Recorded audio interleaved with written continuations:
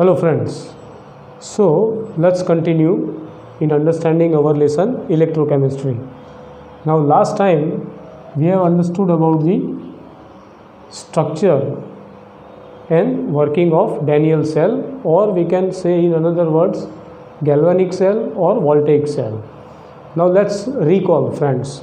So this is the construction that in a one separate beaker the 1 molar zinc sulfate solution is filled in, whereas in another beaker 1 molar copper sulfate solution is filled in. In those two solutions, in zinc sulfate the rod of zinc is being immersed, and in copper sulfate the copper rod is immersed, and both are connected with a conducting wire with a galvanometer, and internally they are attached with a salt bridge. We know that salt bridge are filled with the solution of, let's say, potassium nitrate or ammonium nitrate. So here the exchange of ions or ions transportation taking place. We can also say that salt bridge maintains the overall neutrality of these two solutions. That means they complete the internal circuit, whereas external circuit is connected by a conducting wire. Now what we observed, that we could see the deflection of needle of the galvanometer in this direction. This means that the current flow, that means the electron flows from zinc rod to copper rod. This is number one observation we understood earlier. Another observation is the weight of zinc rod was decreased afterwards, and that of copper rod is increased. This clearly indicates two things. Number one, there must be a chemical reaction going on. As a chemical reaction's result, or we can say as a result of this chemical reaction, the electric current flows.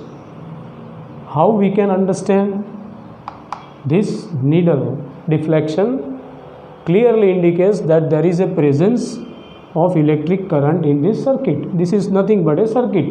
But why it is a different? Because of the solutions, right?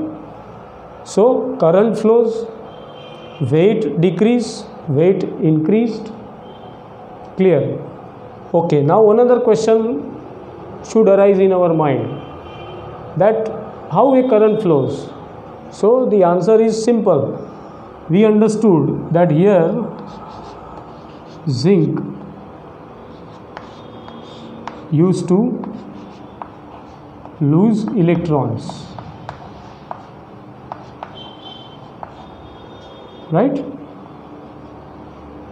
And copper ion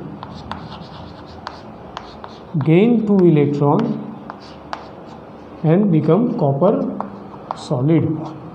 So this is the reason why the weight of copper increase, and this is the reason why the atom becomes the ion and goes into solution.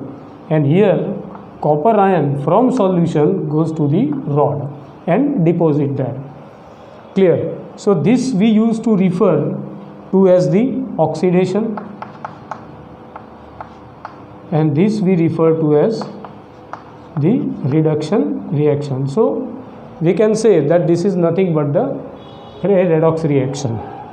Okay, now as a result of this loss of 2 electron, these electron deposit somewhere here, and here there is a difference.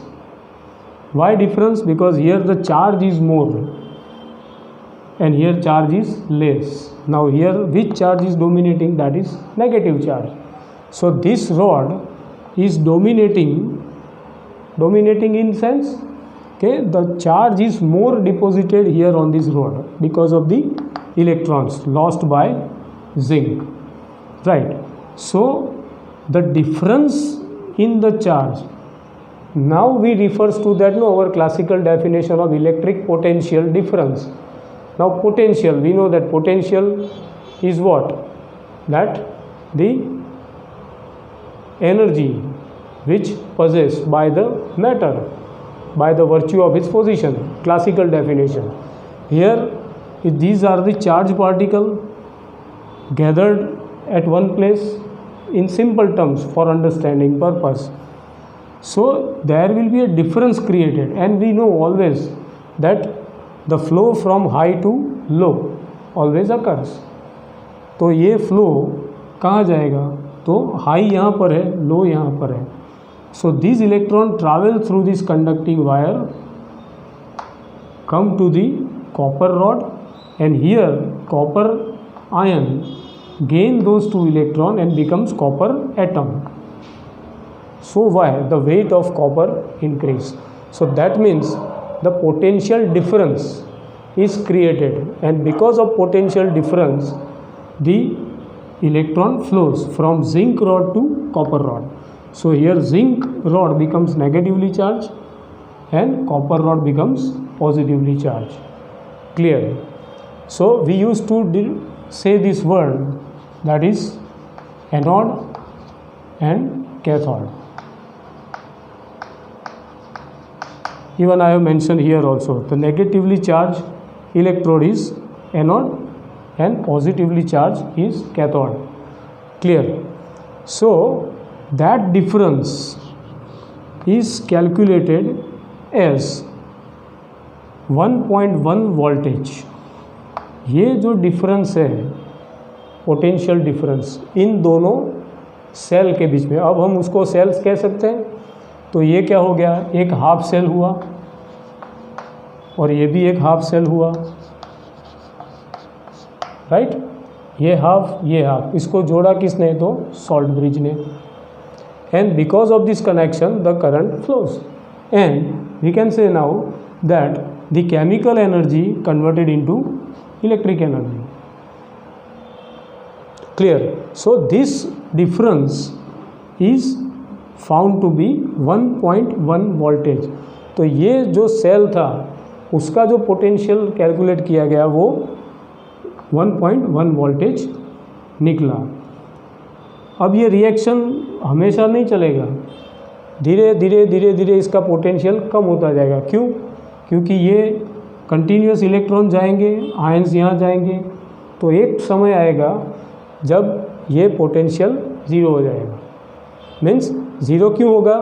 और या तो equilibrium कह सकते हैं, zero कहना तो बहुत कम होगा, but both the way they will achieve the equilibrium. And we know when equilibrium is established, almost we can say that no reaction takes place. So अब कोई रिएक्शन ना तो ऑक्सीडेशन होगा ना तो रिडक्शन होगा. सो जब ये नहीं होता है तो करंट नहीं होता है, right? So the needle of galvanometer show steady, right, doesn't move. That means we can understand that this reaction is complete. आपको एक सिंपल एग्जांपल दूँ कि जब हम पेंसिल सेल यूज़ करते हैं, तो जब हम यूज़ करना शुरू करते हैं तो कुछ समय के बाद उसका जो पोटेंशियल है वो ख़त्म हो जाता है. दैट मीन्स अंदर जो केमिकल सब्सटेंस भरे हैं उनका रिएक्शन पूरा हो गया. तो हम अपनी केमिस्ट्री की भाषा में हम ये कह सकते हैं कि they achieve the equilibrium. So there is no potential difference. When there is no potential difference there is no current, right? तो ये बेसिक चीज़ थी अपने डैनियल सेल की. अब एक चीज़ आप ध्यान से देखा होगा तो वी हैवंट डन एनीथिंग, यहाँ पर कुछ नहीं किया क्या? सिर्फ ये सेटअप रखा और ये सॉल्ट ब्रिज इंट्रोड्यूस कर दिया. करंट अपने आप जनरेट हुआ, अपने आप. That means what we can से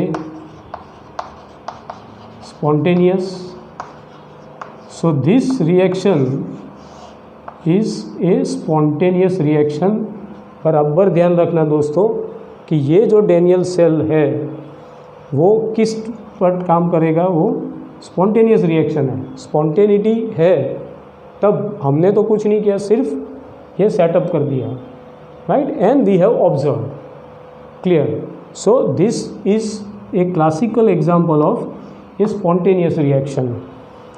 क्लियर? अब ये अंडरस्टैंडिंग आपकी क्लियर है।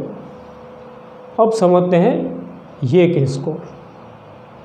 अब आपको एक यहाँ शब्द कुछ अलग सा मिलेगा, तो यहाँ तक तो ठीक है, this all resemble the same, but here you could see friends there is an external another circuit is joined. इसमें किया क्या है कि एक सर्किट कुछ वायर लेके एक और सोर्स लगा दिया बाहर का, जैसे हम प्लग पिन बनाते हैं, प्लग और स्विच लगाते हैं, जस्ट ऐसा ही सेटअप है। मतलब हम बाहर से वोल्टेज दे रहे हैं, ये वोल्टेज अंदर से पैदा हुआ, ये अंदर से तो पैदा होता ही है, और हम एडिशन में उसको एक बाहर से वोल्टेज देते हैं। Clear? Again I repeat, this is spontaneous. Now what we are going to make it non spontaneous और possibly spontaneous, depends, right? Soon we will understand. तो ये एक हमने एक्सटर्नल दूसरी सर्किट इस पे लगा दी। अब क्या किया हमने, तो ये जो वोल्टेज दिया उसको हमने क्या नाम दिया, external, EXT stands for external. तो ये तो वोल्टेज अपना दे रहा है, this is going to give its own voltage, right? That is 1.1 volt, right? But now when we add this, हमने एक बाहरी सोर्स ऐड कर दिया वोल्टेज का, ये खुद का है, ये बाहर का है। जैसे मैंने कहा ना कि हम प्लग लगाएं और स्विच लगाएं तो वो बाहर से वोल्टेज आया, तो ये बाहर का वोल्टेज है। That's why we called it E external, electric potential externally we applied, right? तो उसकी वैल्यू अभी कितनी रखी, 1.1 वोल्ट। मतलब ये जो पोटेंशियल है उससे कम रखी, राइट? यहाँ उसका खुद का वोल्टेज जा रहा है और यहाँ भी वोल्टेज जा रहा है, लेकिन कितना जा रहा है, तो 1.1 वोल्टेज से कम, उससे कम। I still repeat, right? Then if you could compare these two diagrams, you will see there is no difference. So look, here zinc is negatively charged, so as here copper is positively charged, so as here, right? Current, this is conventional current जो हम दिखाते हैं circuit में, positive to negative, conventional current. Actual electron flows from zinc to copper, तो यहाँ पर भी है zinc to copper, clear, right? अब यहाँ ध्यान से देखिए, तो एक्सटर्नल, अब वोल्टेज हमने क्या किया, 1.1 वोल्टेज से बढ़ा दिया। जो बाहर से जो वोल्टेज दिया इसका तो 1.1 वोल्टेज है। अब जो एक्सटर्नली वोल्टेज हमने बाहरी सर्किट से दिया उसकी वैल्यू क्या थी, मोर देन 1.1 वोल्ट। अब ध्यान से देखो तो बिल्कुल केस उल्टा हो जाएगा। यू कुड सी कि भाई copper becomes negatively charge, here zinc become positively charge, मतलब कॉपर एनोड हो जाएगा, जिंक कैथोड हो जाएगा। तो क्या होगा, तो इलेक्ट्रॉन कहाँ से कहाँ फ्लो होंगे, from copper rod to zinc rod. तो ध्यान से देखो, गैल्वेनोमीटर की नीडल यहाँ ये डायरेक्शन में करंट दिखा दिए इलेक्ट्रॉन फ्लो, तो यहाँ क्या है, from copper to zinc the electron flows, बिल्कुल इससे उल्टा। लेकिन क्यों हुआ, तो ये जब बाहर से वोल्टेज हमने दिया, जब उसकी वैल्यू 1.1 वोल्टेज से ज़्यादा बढ़ा दी हमने, तब ये पॉसिबल हुआ। जब ये वैल्यू कम थी, जैसे यहाँ पर है लेस देन 1.1 वोल्ट, मतलब ये जो इसका वोल्टेज है उससे कम दिया तो कोई फ़र्क नहीं पड़ा, कोई फ़र्क नहीं, same as that. But the moment we exceed the value of potential more than 1.1 volt, then the case is completely different, पूरा डिफरेंट हो गया। तो ये जो है इसका बिल्कुल उल्टा, राइट? यू कैन सी, और आपकी बुक में ये 3 डायग्राम दिए हैं, आप उसको ध्यान से देखना और समझना, तो आपको इजीली समझ में आएगा कि without applying external source is this much. चलो एक्सटर्नल सोर्स लगा भी दिया, लेकिन इसकी वैल्यू कम रखी जो उसका वोल्टेज था उससे। जब वैल्यू बढ़ा दी तो पूरा फ्लो चेंज हो गया, मतलब electron started flowing from copper to zinc. तो कन्वेंशनल करंट क्या हो गया, फ्रॉम जिंक टू कॉपर। और नीडल ध्यान से देखो तो इस डायरेक्शन में दिखा दिया, मतलब कॉपर टू जिंक, और यहाँ देखो सेम में, राइट। सो ये अब ये जो हुआ तो ये स्पॉन्टेनियस नहीं है, this two are called non spontaneous. To some extent you can say this, आप इसको कह सकते हो कि ये स्टिल इट इज़ स्टिल समझने के लिए भी स्पॉन्टेनियस है क्योंकि वैल्यू उसकी कम है, but you can not call these as a spontaneous. ये स्पॉन्टेनियस नहीं है, स्पॉन्टेनियस तो क्या था, तो ये था। अब आपने एक्सटर्नल वैल्यू बढ़ा दी तो पूरा फ्लो चेंज हो गया। सो this is classically a non spontaneous reaction by applying more potential than the normal cell potential. So this is what we call it.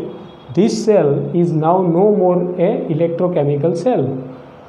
ये इलेक्ट्रोकेमिकल सेल नहीं कहलाया जाएगा, उससे बदले में उसका नाम है electrolytic cell. So this cell become, I am writing somewhere here, electrolytic cell. अब ये क्या करेगा, तो इलेक्ट्रिक एनर्जी देने से केमिकल रिएक्शन करवाएगा.